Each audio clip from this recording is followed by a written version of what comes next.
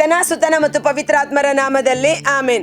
ಪ್ರೇಷಿತರನ್ನು ನಡೆಸಿದಂತೆ ನಡೆಸಿರಿ ನಮ್ಮನ್ನು, ಅಭಿಷೇಕದ ಶಕ್ತಿಯಿಂದ ತುಂಬಿರಿ ಕೃಪೆಯನ್ನು. ಪ್ರೇಷಿತರನ್ನು ನಡೆಸಿದಂತೆ ನಡೆಸಿರಿ ನಮ್ಮನ್ನು, ಅಭಿಷೇಕದ ಶಕ್ತಿಯಿಂದ ತುಂಬಿರಿ ಕೃಪೆಯನ್ನು. ಶುಭ ಸಂದೇಶದ ಸಾಕ್ಷಿಯಾಗಿ ಕಳುಹಿಸು ನಮ್ಮನ್ನು, ಅಗ್ನಿಯಂತೆ ಶಕ್ತಿಯಂತೆ ತುಂಬಿರಿ ಕೃಪೆಯನ್ನು. ಆತ್ಮರೇ ಎನ್ನೊಳು ನೀ ಅಗ್ನಿಯ ಮಳೆ ಸುರಿಸು, ಆತ್ಮರೇ ಎನ್ನೊಳು ನೀ ಜ್ವಲಿಸು ಪ್ರಜ್ವಲಿಸು. Praise the Lord. ಪ್ರಭು ಕ್ರಿಸ್ತರಲ್ಲಿ ಆತ್ಮೀಯ ಸಹೋದರ ಸಹೋದರಿಯರೇ, ಈ ದಿನದ ಮುಂಜಾನೆಯ ಜೀವಸ್ವರ ಪವಿತ್ರಾತ್ಮರ ಕಾರ್ಯಕಲಾಪಗಳು. ಓಕೆ, ಪ್ರೇಷಿತರ ಕಾರ್ಯಕಲಾಪಗಳು 3ನೇ ಅಧ್ಯಾಯ ವಚನ 17ರಿಂದ ಕೊನೆಯ ವಚನ 26ರವರೆಗೆ. ಈ ಘಟನೆಯಲ್ಲಿ ನಾವು ನೋಡಿದೆವು, ಹಿಂದಿನ ಅಧ್ಯಾಯದಲ್ಲಿ ಹುಟ್ಟುಕುಂಟನಿಗೆ ಸೌಖ್ಯ ನೀಡಿದಂಥ ಪವಿತ್ರಾತ್ಮರ ಶಕ್ತಿ, ಯೇಸುವಿನ ನಾಮದ ಶಕ್ತಿ, ಆ ನಾಮದ ಮೇಲೆ ವಿಶ್ವಾಸವಿಟ್ಟವರು ಪಡೆದುಕೊಳ್ಳುವಂಥ ಒಂದು ಅದ್ಭುತಕರವಾದ ಮಹಿಮೆಯ ಶಕ್ತಿ ಪ್ರಕಟವಾದುದನ್ನು ನಾವು ನೋಡಿದೆವು. ಓಕೆ, ಇಲ್ಲಿ 21ನೇ ವಚನದಿಂದ ಸಮಸ್ತವನ್ನು ಪುನರ್ಸ್ಥಾಪನೆಗೊಳಿಸುವವರೆಗೆ ಕ್ರಿಸ್ತ ಯೇಸು ಸ್ವರ್ಗದಲ್ಲಿಯೇ ಇರಬೇಕಾಗಿದೆ.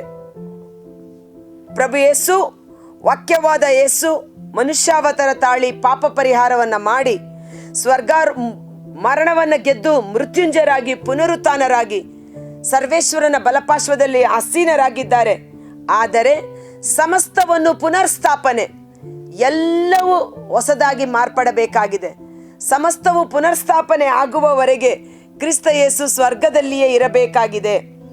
ಸರ್ವೇಶ್ವರನಾದ ದೇವರು ನನ್ನನ್ನು ಕಳುಹಿಸಿದಂತೆಯೇ ನಿಮಗೊಬ್ಬ ಪ್ರವಾದಿಯನ್ನು ಕಳಿಸುವರು. ಆತನು ನಿಮ್ಮ ಸ್ವಂತ ಜನಾಂಗದವನಾಗಿರುವನು. ಆತನು ಹೇಳುವುದನ್ನೆಲ್ಲ ನೀವು ಕೇಳಬೇಕು.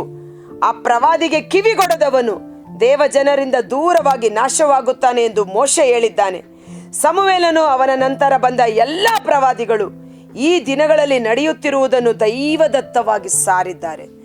ಮೋಶೆ ತನ್ನ ಕಾಲದಲ್ಲಿಯೇ ಇಸ್ರಾಯೇಲ್ ಜನರಿಗೆ ಹೇಳಿದ್ದ, ಮುಂದೊಂದು ದಿನ ದೇವರು ಮತ್ತೊಬ್ಬ ದೇವ ಸೇವಕರನ್ನು, ಪ್ರವಾದಿಯನ್ನು ಕಳಿಸಿಕೊಡುತ್ತಾರೆ. ಯಾರೆಲ್ಲ ಆತನಲ್ಲಿ ವಿಶ್ವಾಸವಿಟ್ಟು ಆತನನ್ನು ಸ್ವೀಕರಿಸಿಕೊಳ್ಳುತ್ತಾರೋ ಅವರು ಜೀವೋದ್ಧಾರವನ್ನು ಹೊಂದಿಕೊಳ್ಳುತ್ತಾರೆ. ಆತನಿಗೆ ಕಿವಿಗೊಡದೆ ಹೋದರೆ ಅವನು ನಾಶವಾಗಿ ಹೋಗುತ್ತಾನೆ. ಮೋಶೆ ಮಾತ್ರವಲ್ಲ, ತದನಂತರ ಬಂದ ಯೆರೆಮೀಯ, ಯೆಶಾಯ, ಸಮುವೇಲ, ಎಲ್ಲ ಪ್ರವಾದಿಗಳ ಪ್ರವಚನ ನೆರವೇರಿತು ಸಂಪೂರ್ಣವಾಗಿ ಯೇಸು ಕ್ರಿಸ್ತರಲ್ಲಿ. ಎಲ್ಲ ಪ್ರವಾದಿಗಳು ಮಾಡಿದ ಪ್ರವಾದನೆಗೆ ಉತ್ತರಾಧಿಕಾರಿಯಾಗಿ ಯೇಸು ಬಂದು ಆ ಎಲ್ಲ ಪ್ರವಾದನೆಗಳನ್ನು ಸಂಪೂರ್ಣವಾಗಿ ಕಾರ್ಯರೂಪದಲ್ಲಿ ಮಾಡಿ ತೋರಿಸಿದರು. ಅದಕ್ಕಿಂತ ಮಿಗಿಲಾಗಿ ಮತ್ತೊಂದು ವಾಕ್ಯ ಹೇಳುತ್ತದೆ, ದೇವರು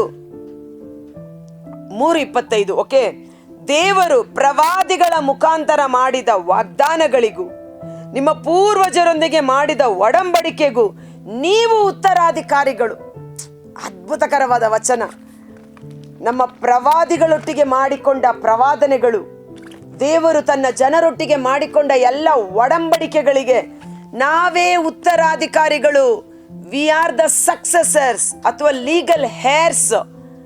ದೇವರು ಮಾಡಿದ ಸಮಸ್ತ ವಾಗ್ದಾನಗಳಿಗೆ ಯೇಸು ಕ್ರಿಸ್ತರ ಮುಖಾಂತರ ನಾವು ಉತ್ತರಾಧಿಕಾರಿಗಳಾಗಿ ಮಾರ್ಪಾಡಾಗಿದ್ದೇವೆ.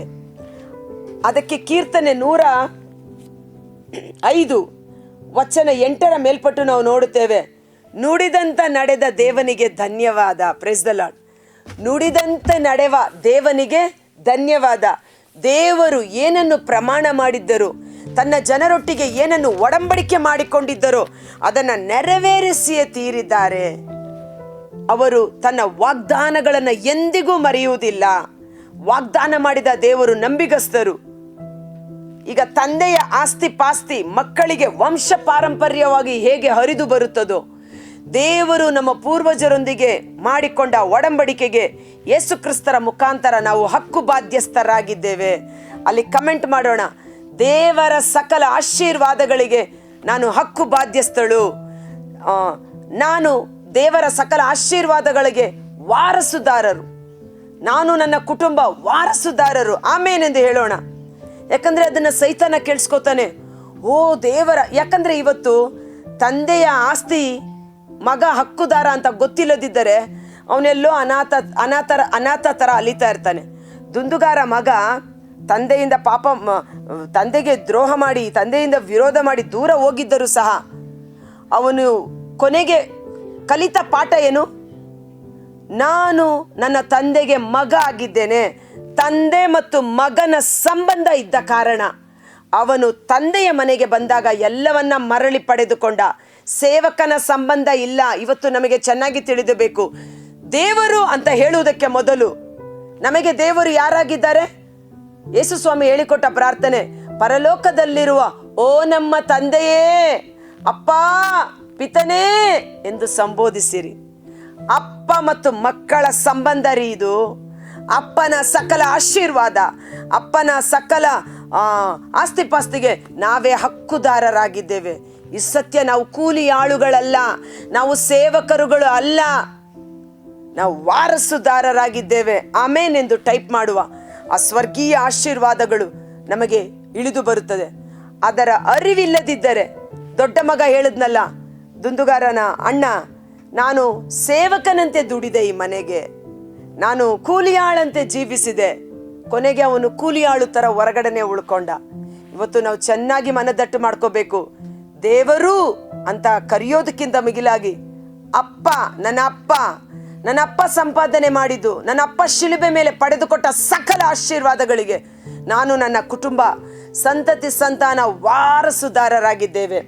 ನೋಡಿ, ಕೀರ್ತನೆ 105:8, ನೆನಪಿನಲ್ಲಿಡುವನು ಪ್ರಭು ತನ್ನ ವಾಗ್ದಾನವನ್ನು, ಸಾವಿರಾರು ತಲೆಗಳವರೆಗೂ ತನ್ನೊಪ್ಪಂದವನ್ನು, ಅಬ್ರಹಾಮನೊಡನೆ ಮಾಡಿಕೊಂಡ ಒಡಂಬಡಿಕೆಯನ್ನು, ಈಸಾಕನಿಗೆ ಆಣೆ ಇಟ್ಟು ಆತ ಹೇಳಿದುದನ್ನು, ಯಾಕೋಬನಿಗೆ ರಾಜ್ಯ ಶಾಸನವಾಗಿ ಕೊಟ್ಟದುದನ್ನು, ಇಸ್ರಾಯೇಲರಿಗೆ ಶಾಶ್ವತವಾಗಿತ್ತ ಈ ಮಾತನ್ನು, ನಾ ಕೊಡುವೆ ಕಾನಾನ್ ನಾಡನ್ನು ನಿಮಗೆ ಸ್ವಾಸ್ಥ್ಯವಾಗುವುದು, ಅದು ನಿಮ್ಮ ಸಂತತಿಗೆ. ದೇವರು ಮಾಡಿದ ಸಕಲ ವಾಗ್ದಾನಗಳು, ಅಬ್ರಹಾಮನಿಗೆ ಮಾಡಿದ ವಾಗ್ದಾನ, ಅದರ ನಿಮಿತ್ತ ಇಸಾಕನಿಗೆ, ಯಾಕೋಬನಿಗೆ, 12 ಗೋತ್ರಗಳಿಗೆ ಹಾಲು ಜೇನು ಹರಿಯುವ ಕಾನಾನ್ ನಾಡನ್ನು ವಶಪಡಿಸಿಕೊಟ್ಟರು. ಇಂದು ಯೇಸು ಕ್ರಿಸ್ತರ ಮುಖಾಂತರ ಸಕಲ ವಿಧವಾದ ಆಶೀರ್ವಾದಗಳಿಗೆ ನಾವು ವಾರಸುದಾರರಾಗಿದ್ದೇವೆ. ಅಂತೆಯೇ ಅವರು ತಮ್ಮ ದಾಸನನ್ನು ಎಬ್ಬಿಸಿದ್ದಾರೆ. ನಿಮ್ಮೆಲ್ಲರನ್ನು ದುರ್ಮಾರ್ಗದಿಂದ ದೂರ ಮಾಡಿ ಧನ್ಯರಾಗಿಸಲು ಅವರನ್ನು ಮೊದಲು ನಿಮ್ಮಲ್ಲಿಗೆ ಕಳುಹಿಸಿದ್ದಾರೆ. ಒಂದು ಕ್ಷಣ ಕಾಲ ನಾವು ಕಣ್ಣುಗಳನ್ನು ಮುಚ್ಚೋಣ. ಕರ್ತರಾದ ಯೇಸುವೇ, ಈ ಜೀವಸ್ವರವನ್ನು ಆಲಿಸಿರುವ ಪ್ರತಿಯೊಬ್ಬ ಸಹೋದರ ಸಹೋದರಿ ನಿಮ್ಮ ಕರಗಳಿಗೆ ಸಮರ್ಪಿಸುತ್ತೇನೆ. ಇವತ್ತು ಯೇಸುವಿನಲ್ಲಿ ನಾನು ಯಾರು? ಯೇಸುವಿನಲ್ಲಿ ನಾನು ನನ್ನ ತಂದೆಗೆ ಮಗನಾಗಿದ್ದೇನೆ, ಮಗಳಾಗಿದ್ದೇನೆ. ನೀನು ಗುಲಾಮನಲ್ಲ, ದಾಸನಲ್ಲ, ನೀನು ಮಗನು, ಮಗಳೆಂದ ಮೇಲೆ ತಂದೆಯ ಆಸ್ತಿಪಾಸ್ತಿಗೆ ವಾರಸುದಾರನು, ಹಕ್ಕು ಬಾಧ್ಯಸ್ಥನು ಆಗಿದ್ದಿ. ಅಬ್ರಹಾಮನು ದೇವರೊಟ್ಟಿಗೆ ಸತ್ಸಂಬಂಧದಲ್ಲಿದ್ದು ದೇವರೊಟ್ಟಿಗೆ ಮಾಡಿಕೊಂಡ ಒಡಂಬಡಿಕೆಯ ನಿಮಿತ್ತ ಯಾಕೋಬನ 12 ಗೋತ್ರಗಳು, ಸಾವಿರಾರು ತಲೆಗಳು ಆಶೀರ್ವದಿಸಲ್ಪಟ್ಟವು. ಯೇಸು ಕ್ರಿಸ್ತರಲ್ಲಿ ವಿಶ್ವಾಸವಿಟ್ಟ ನಾವು ಸಹ ಅಬ್ರಹಾಮನ ಮಕ್ಕಳೇ ಆಗಿದ್ದೇವೆ. ಈ ಪವಿತ್ರ ಗ್ರಂಥದಲ್ಲಿ ದೇವರು ಮಾಡಿದ ಸಕಲ ವಾಗ್ದಾನಗಳಿಗೆ ನಾನು, ನನ್ನ ಕುಟುಂಬ, ನನ್ನ ಸಂತತಿ ವಾರಸುದಾರರಾಗಿದ್ದೇವೆ. ಅವುಗಳು ಕಣ್ಣಿಗೆ ಕಾಣದೇ ಇರುವ ಆಶೀರ್ವಾದಗಳು ಕಣ್ಣಿಗೆ ಕಾಣುವ ರೀತಿಯಲ್ಲಿ ನಮ್ಮ ಕುಟುಂಬಗಳಲ್ಲಿ, ನಮ್ಮ ಜೀವಿತದಲ್ಲಿ ಕಾರ್ಯ ಮಾಡುವಂತೆ, ಆ ಎಲ್ಲ ಸ್ವರ್ಗೀಯ ಆಶೀರ್ವಾದಗಳು ಯೇಸು ನಾಮದಲ್ಲಿ ರಿಲೀಸ್ ಆಗುವಂತೆ, ಅದಕ್ಕೆ ನಾವು ಸಾಕ್ಷಿಗಳಾಗಿ ಜೀವಿಸುವಂತೆ ಯೇಸುವಿನ ಅದ್ಭುತಕರವಾದ ನಾಮದಲ್ಲಿ ಪ್ರಾರ್ಥಿಸಿ ಬೇಡಿ ಹೊಂದಿಕೊಳ್ಳುತ್ತೇವೆ. ಆಮೆನ್.